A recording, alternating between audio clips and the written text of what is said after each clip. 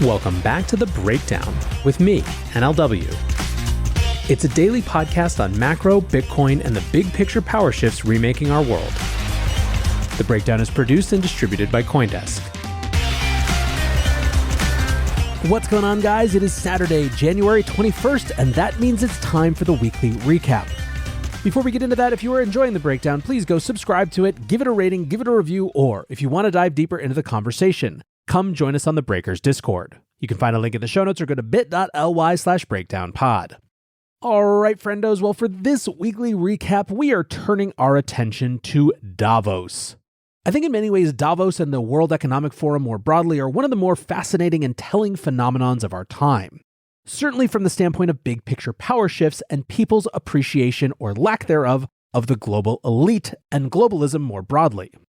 When people talk about Davos, what they're referring to is the annual meeting of the World Economic Forum. Each year it happens in Davos, Switzerland in January. It has since its beginnings been an elite global gathering, and so in many ways one can chart the shifts in attitudes about global elites and globalism and globalization on how people discuss Davos. One of the big themes of discourse from the past few years has been, for example, the contrast between the stated goals of working towards a greener world and fighting climate change and the images of hundreds of private jets that brought the guests there. And of course, that's just the tip of the iceberg. For some, Davos and the WEF represent the Illuminati, a global conspiracy of elites trying to shape the world to benefit themselves and their own objectives. TBD's Mike Brock wrote, "I don't really care about Davos, like at all, but I'm always somewhat amused by the crazed, unhinged conspiracy thinking on social media in and around it." His colleague Daniel, who works on decentralized identity at TBD, writes, "I don't think Davos is some conspiracy event. There are just a bunch of politicians/elites there who people despise. Many have earned it. It seems Davos has become something of a lightning rod for the collective expression of dislike for those attendees." And indeed, even if one doesn't think the Swiss gathering represents a hotbed of global conspiracy, it's hard to deny that as people and countries around the world have shifted away from the globalism of the 90s and early 2000s, the event has become more discordant and disresonant with larger global trends. There's also the critique that it's just a bunch of people jawboning. As Elon Musk put it on December 30th, "My reason for declining the Davos invitation was not because I thought they were engaged in diabolical scheming, but because it sounded boring AF, lol." Still, I do think that Davos provides a chance to get a sense of what the world's establishment thinks about various big issues of the time, and for the last few years there has been a perhaps small but still solid crypto industry presence at the event. As you might expect, the crypto presence there this year was significantly down compared to last year, but you still saw big firms showing up, holding mini conferences, panels, etc. The attendees of those events have included United Nations representatives, officials from the US Commodities Futures Trading Commission, and numerous global lawmakers. So what themes have been on display at these events? One big theme is the ways in which cryptocurrency and blockchain technology can integrate with the other subjects the attendees of WEF are interested in. For example, some of the topics that have been covered include how crypto adoption is driving growing dollarization of the world, tokenized climate solutions, and use cases in delivering humanitarian aid. Another huge theme this year, as you might well imagine, has been image rehab. Significant energy is going into rehabilitating the industry's image following the collapse of FTX, with speakers drawing the distinction that although FTX was a crisis for the industry, it didn't represent a crisis for the underlying technology. PayPal president and CEO Dan Schulman said, quote, "It's important not to conflate cryptocurrencies and CBDCs, stablecoins and distributed ledger technology. They're very different things." He said that although the crypto markets have crashed, quote, "the underlying tech has performed perfectly. The promise of a distributed ledger is that it can be faster and cheaper to settle transactions simultaneously with no middlemen. That's an important thing." End quote. Dante Disparte, Chief Strategy Officer for Circle, expressed his eagerness to move on from the events of last year. "We're coming in with guns blazing. 2022 was crypto's dot-com bust moment. Now we're bringing in key executives and putting on a lot of content that shows that the technology is here to stay. It's durable. It's a crucial part of modernizing the global financial system. This is an agenda-setting moment that matters." Nomini Rubin, Hedera's head of global policy, sees this year as a chance to rebuild a more credible industry. "In the wake of FTX, we have a real opportunity. You're seeing the bad actors fall away, and what you're left with is the more stable, better governed crypto players. This is an opportunity to reclaim what crypto is and what it can be." Speaking of what it can be, another big theme was crypto industry folks saying, "Hey look, there are real-world use cases." Brad Garlinghouse, the CEO of Ripple, said, "My take on Davos 2023. I honestly think it's healthy the change in how crypto showed up this year. Folks are focused on utility and how these technologies solve real problems. The only way the industry will grow moving forward. Great to catch up." Lynn Martin, president of the New York Stock Exchange, spoke about the possibility of using blockchain technology to make equity issuance more efficient and reduce settlement time for financial trades to seconds rather than days. Tiana Baker-Taylor, Vice President of Policy and Regulatory Strategy at Circle, said it's very clear that the speculation period is drawing to a close, and every company that you see featured is really focused on real-world use cases. Cameron Hutt, Treasurer for the United Nations High Commissioner for Refugees, discussed a recently launched blockchain payment product for distributing humanitarian aid in Ukraine. The pilot project, launched in December, is at the stage where blockchain donations can provide transparency and visibility, while deployment of aid can be virtually instantaneous.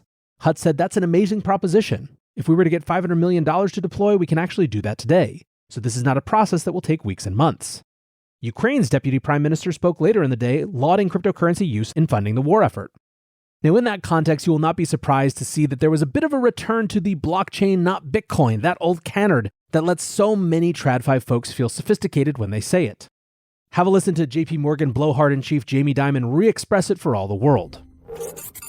We pretty much always have some crypto conversation with you. I'm just curious, because I don't think we've talked to you since... I think all that's been a waste of time, and why you guys waste any breath on it is totally beyond me. Because you just think the whole thing just is going to zero? Going to zero and it's fake? Bitcoin itself is a hyped-up fraud. It's a pet rock. You're back to that? Yeah, really? Of course, yeah. So what do you make then of BlackRock and other firms that are investing in infrastructure? No, that's different. Blockchain is a technology ledger system that we use to move information. We've used it to do overnight repo, intraday repo. We've used it to move money. Right. So that is a ledger. That's a technology ledger type of thing that we think will be deployable. Remember, we've been talking about that for 12 years too, and very little's been done. There's some tokens that I agree with you on, but Bitcoin's based on a distributed ledger. Yeah, it has all the characteristics of a store of value. It's immutable. It's scarce. Totally untrue. It's 21 million. Well, yeah, really. How do you know it's going to stop at 21 million? Because I've mentioned this to people Satoshi, too. Everyone says that. Well, maybe it's going to get to 21 million, and Satoshi's picture is going to come up and laugh at you all and say, no. There isn't a picture. And by then, Satoshi will have taken out billions of dollars. Now, a few quick notes about that TV appearance. First, you gotta love Joe Kiernan's "We're back to this, really?" It is absolutely notable that the hosts were pushing Dimon on these statements. A couple of years ago, that just wouldn't have been the case. It would have been head nodding and moving on. Second, it sort of feels to me like a fairly significant part of Dimon's ire towards Bitcoin and crypto is how much airtime it gets, especially relative to whatever talking points his PR team coached him on. He even says so at the beginning of the clip. However, the fact that through so many different cycles, crypto just keeps being a topic of conversation is worth some of Dimon's consideration, methinks. Lastly, while JP Morgan hasn't offered any of their own Bitcoin products, they have been offering a range of grayscale crypto products to their wealth management clients since mid-2021 and have been continuously developing their interbank blockchain system dubbed Onyx. But whatever, Dimon is just a tiny part of our larger conversation. Join CoinDesk's Consensus 2023, the most important conversation in crypto and Web3, happening April 26th through 28th in Austin, Texas. Consensus is the industry's only event bringing together all sides of crypto, Web3, and the metaverse. Immerse yourself in all that blockchain technology has to offer creators, builders, founders, brand leaders, entrepreneurs, and more. Use code BREAKDOWN to get 15% off your pass. Visit consensus.coindesk.com or check the link in the show notes. Back to other big conversation themes from Davos. On the regulation side, there was criticism placed on global regulators for being overly concerned with the minuscule cryptocurrency lending industry, unleashing systemic risk on the global financial system, while entirely ignoring the very real and very present risk of individual consumers getting ripped off by crypto scams. Isabella Chase, for example, senior policy advisor at TRM Labs, suggested that the UK's push to regulate crypto under the Financial Services and Markets Bill might represent a shift in focus for regulators. Quote, "There's a real emphasis on consumer protection this year. Unfortunately, the UK is a real hub for frauds and scams, and governments are really aware of this because it's a real human cost for them." Lee Schneider, general counsel for Ava Labs, praised the EU approach with their recently passed markets and crypto assets legislation, which provides a distinct regulatory framework for financial instruments, stablecoins, and others using similar tech.